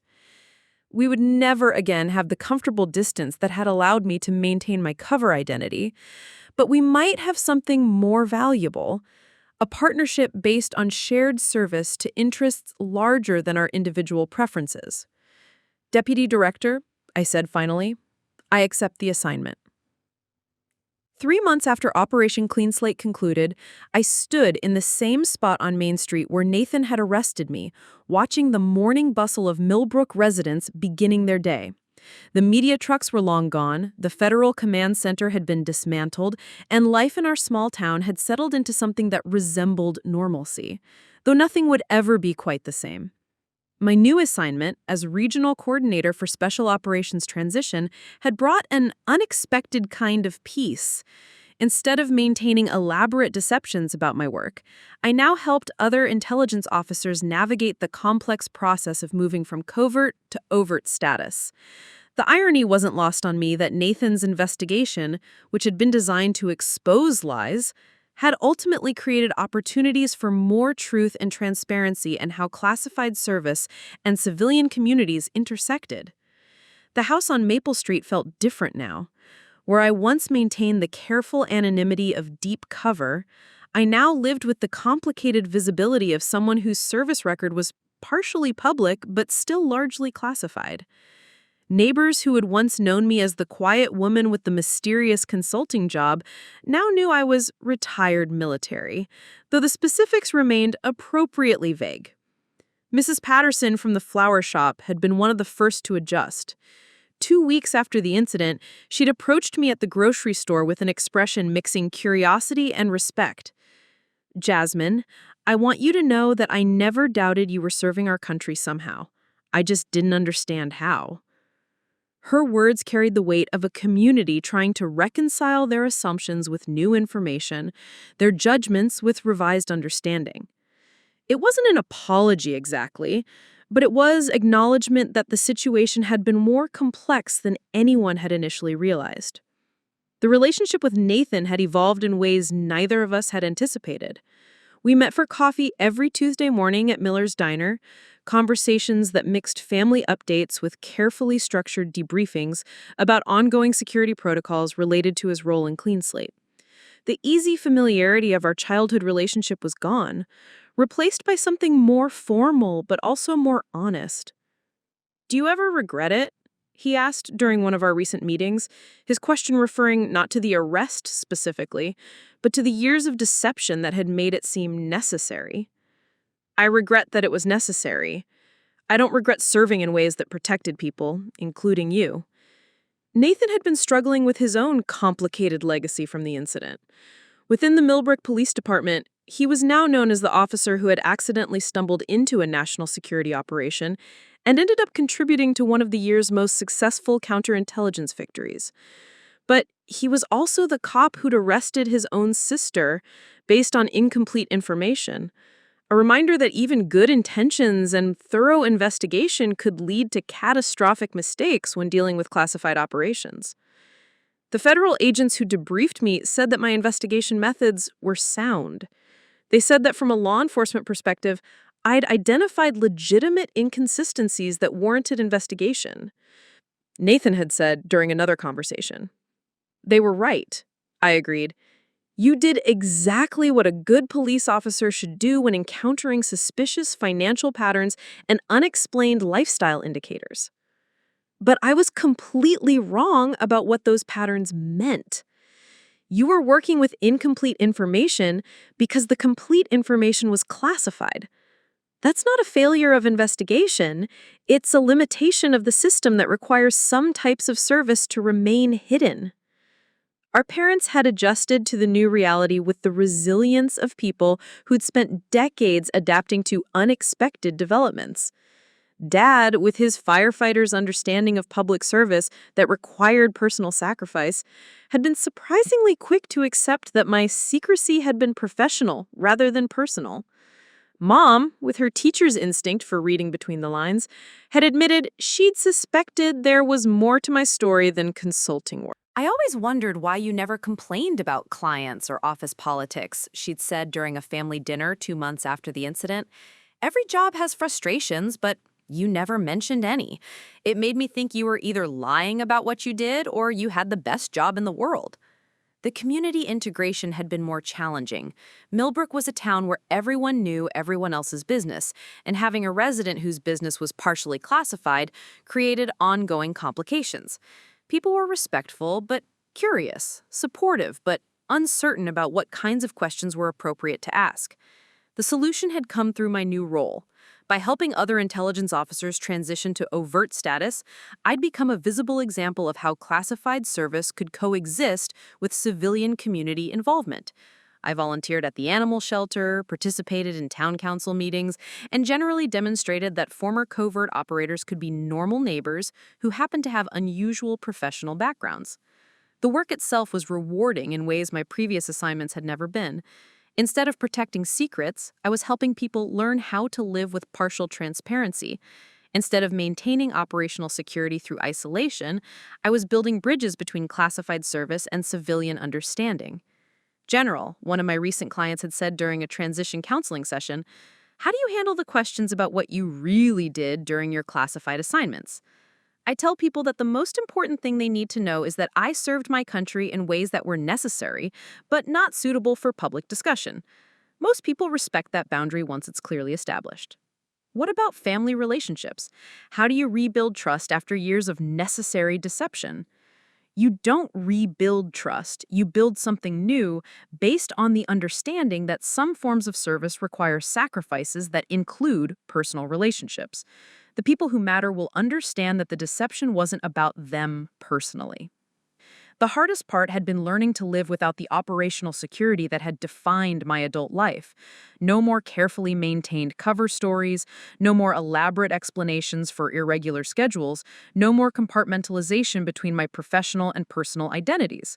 The transparency was liberating, but also terrifying for someone who'd spent decades surviving through controlled information flow. Nathan's role in my new life had become something I never could have anticipated. His law enforcement background and his intimate knowledge of how civilian investigation could accidentally compromise classified operations made him an invaluable resource for developing protocols that protected both community safety and operational security. "You know what I learned from all this?" Nathan had said during our most recent conversation. "I learned that trust isn't about knowing everything about someone. It's about believing their reasons for privacy are legitimate, even when you don't understand what those reasons are." His insight had been hard-earned through the consequences of prioritizing investigation over trust, transparency over security, family curiosity over professional necessity. But it had also been transformative for both of us, creating a foundation for a relationship that was based on respect for complexity rather than demand for complete disclosure. The broader implications of Operation Clean Slate continued to ripple through the intelligence community. The techniques developed for managing public exposure of classified personnel were being adapted for other situations where operational security and public accountability intersected. General Reeves, Deputy Director Morrison had said during my most recent briefing, "The protocols developed during Clean Slate have been implemented in 7 other cases where covert personnel were accidentally exposed. The success rate for managing these situations has improved dramatically." The knowledge that my personal crisis had contributed to protecting other intelligence officers provided a sense of purpose that transcended the individual costs I'd paid for maintaining classified service. Standing on Main Street on that quiet Tuesday morning, watching Nathan patrol the streets he'd grown up on while carrying the weight of knowledge about operations he could never discuss, I realized that our family crisis had taught me something profound about the nature of service and sacrifice. For years, I'd believed that protecting the people I loved required keeping them ignorant of my real work. I thought that compartmentalization was kindness, that secrecy was a form of care. Nathan's investigation had forced me to confront the possibility that my protection had actually been a form of isolation, that my care had created distance rather than intimacy. The new relationship we'd built wasn't based on complete transparency. Operational security still required certain boundaries, but it was based on acknowledged complexity rather than manufactured simplicity. Nathan knew I'd served in classified capacities without knowing the specific details of that service. He understood that my privacy had been professional rather than personal, without needing access to information that would compromise ongoing operations. Most importantly, he'd learned to trust that my reasons for maintaining boundaries were legitimate, even when he couldn't verify the specifics of those reasons. And I'd learned that the people who truly mattered would choose trust over certainty, relationship over complete information. To anyone facing a similar situations, whether you're serving in classified capacities or dealing with family members whose work requires secrecy, the lesson isn't about the balance between transparency and security, it's about the difference between isolation and privacy, between protection and distance. The people who love you don't need to know everything about your work to understand that your work matters. They need to know that your service, whatever form it takes, comes from the same values and commitments that make you someone worth loving. Nathan's investigation taught me that trust isn't built through complete disclosure. It's built through consistent demonstration that your privacy serves purposes larger than personal convenience, that your boundaries exist to protect rather than to exclude. And sometimes, the greatest service you can provide to the people you love is helping them understand that some forms of protection require them to trust you, even when they can't see the complete picture of what you're protecting them from. The quiet life I'd built in Millbrook was gone, replaced by something more complex, but also more honest. I would never again have the simple anonymity of deep cover, but I had something potentially more valuable, a life where service and family could coexist with partial transparency, where classified work could be integrated with civilian relationships based on trust rather than deception. That morning on Main Street, watching Nathan drive by in his patrol car with a small wave that acknowledged both our shared history and our complicated present, I understood that some storms don't just test what you've built, they clear the ground for building something better. Up next, you've got 2 more standout stories right on your screen. If this one hit the mark, you won't want to pass these up. Just click and check them out.